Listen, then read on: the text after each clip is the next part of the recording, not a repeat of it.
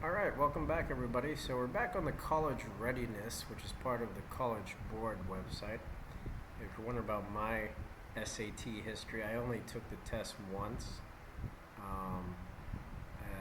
Actually, I think almost 10 months, which is almost a year, ahead of when I actually attended classes. So if you're a junior, you actually have to apply early to your SATs, almost a year ahead, and register early and be ready to take the test. So don't think you have all senior year.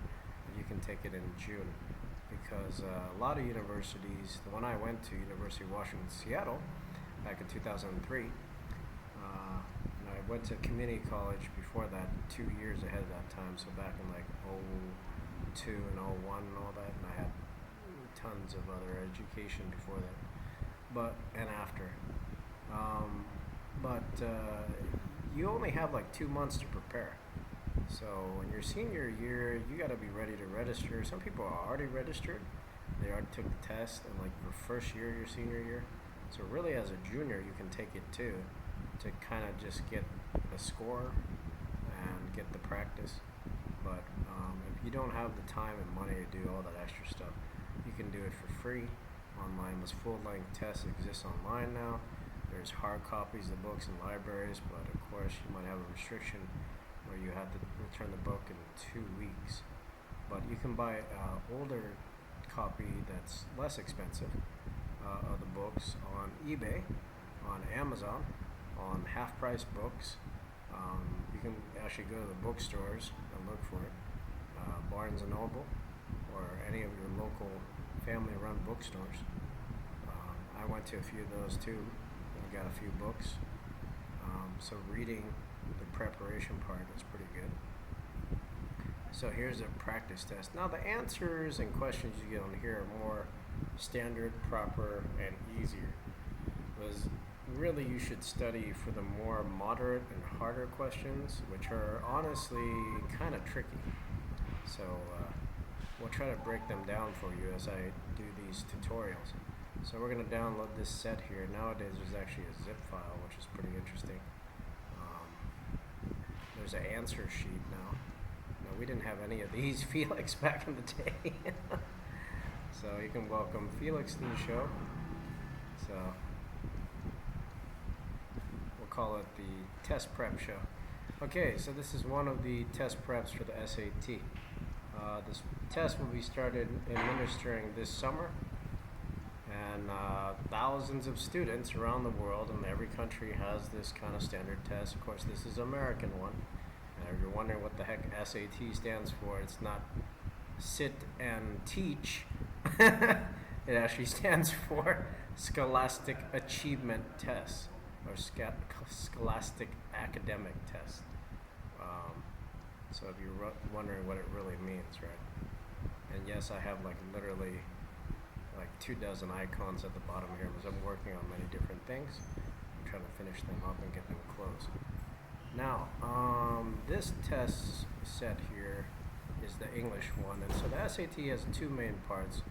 When I took it, it was 1,600 points. The new ones I heard are 1,800 and 2,000 points. So you guys are required to do more points for the same test.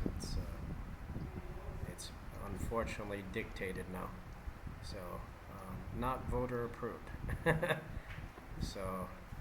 And honestly, I'd like to make a video later on a smarter way to learn the same information to succeed in life than go through this long way. Oh my God, the test just looks long. I don't even want to look at this.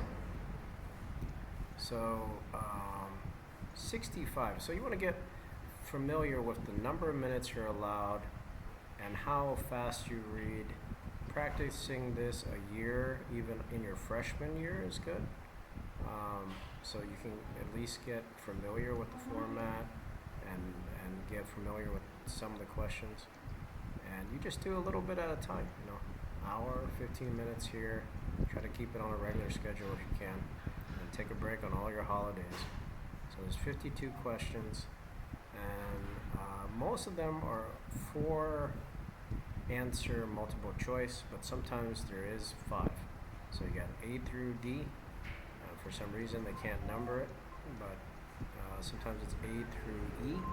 I guess they do that so the confusion doesn't happen, but there's already a lot of numbers everywhere. You can see like the chapter, the question number, and the section of the reading here. So you have to read through and come back to reread it. Unfortunately, you can't take many notes on this. They don't give you scratch paper. Some of them don't want you to write on your test, but honestly, if you do, I don't think anybody's going to stop you. But which choice best describes, and you should be able to keep a copy of this test because they use a new one every time. They're supposed to anyways, but maybe they're reusing it for the whole year, to save paper and money. Which choice? So let's look at the first question here. So if you got 55 questions or 52 questions, 65 minutes, it's a little over a minute, but honestly you should be aiming for about 45 seconds a question so that you have time to turn the page, time to do the readings, time to double check your answers, and also time to relax and get prepared for the next section, because they don't give you breaks in between. I remember taking all the sections in one long shot. It was just book after book after. So you're literally doing like 800 questions or so in a 4-hour period or faster. So and you're not used to doing that. It's going to be hard, even if you're the best student in the country. So let alone the least student in the country. So let's take a look at this first question here. It says, which choice best describes what happens in the passage? So you have some general answers here. So answer A is one character argues with another character who intrudes on her home. So the main part is the first answer, they're arguing, okay? And then the second one is one character receives a surprising request from another character.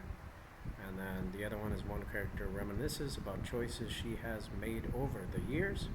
And part D is one character criticizes another character for pursuing an unexpected course of action.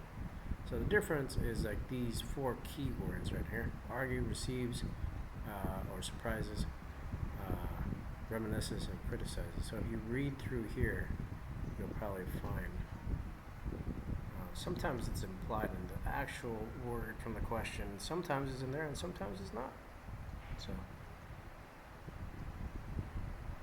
So we read through the passage real quick, which actually goes all the way to the page before. So you're going to be flipping pages sometimes, so you have to get used to that, because they don't let you get like a stack of separated papers to keep it neat,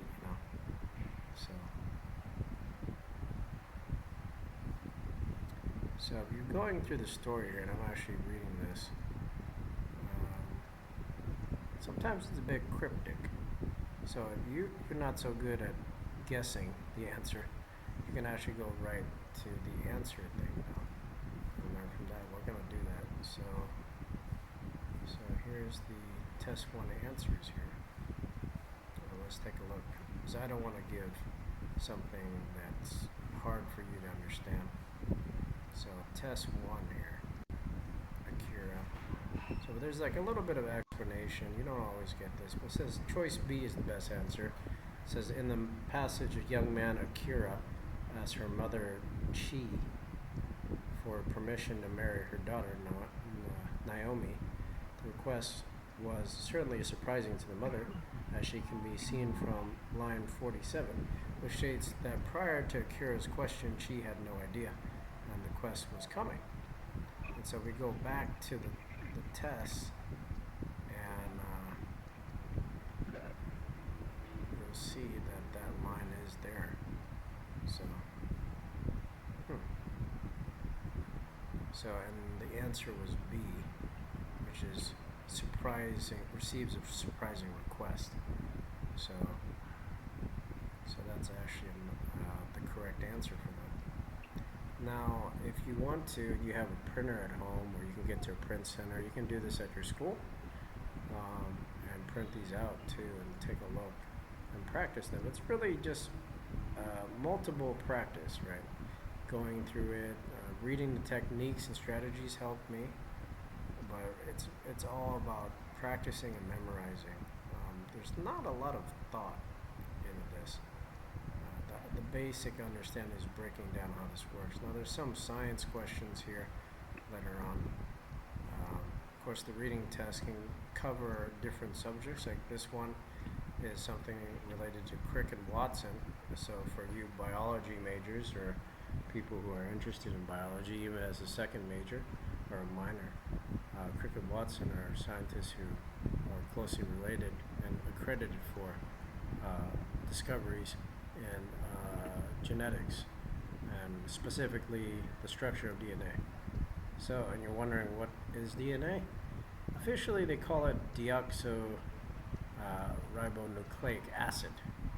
It sounds like it's supposed to be dRNA, but that is the chemical formula that they use to describe our genetic makeup in English, and in other languages is something else.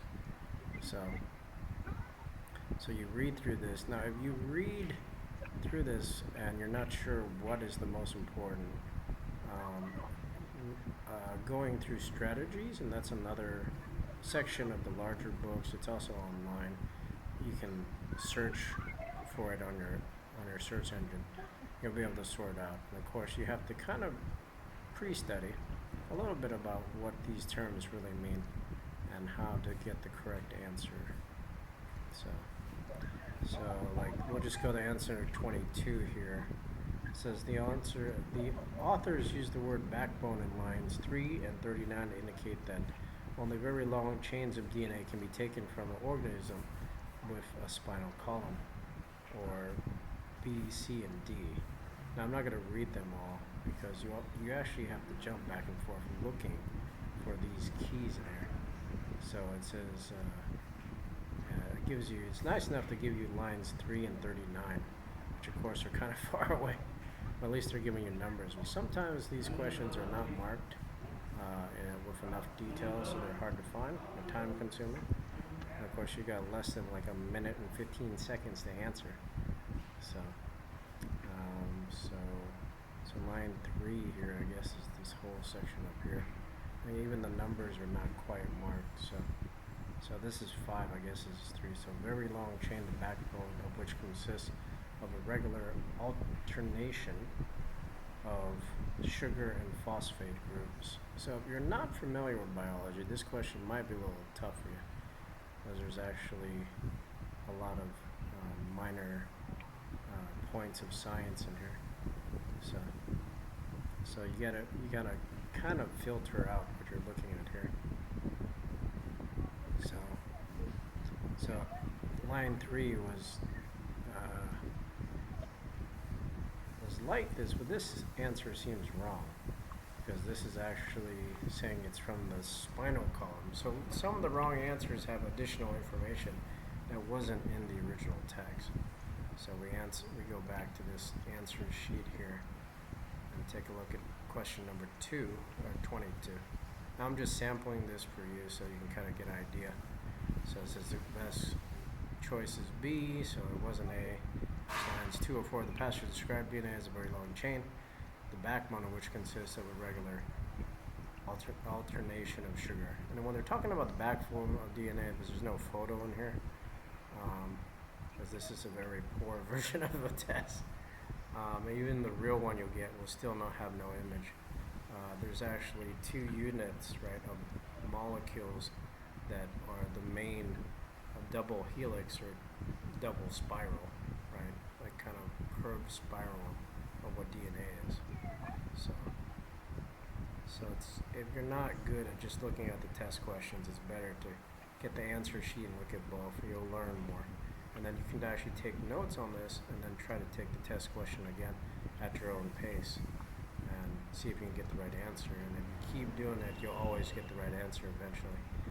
And then you can move on to something better.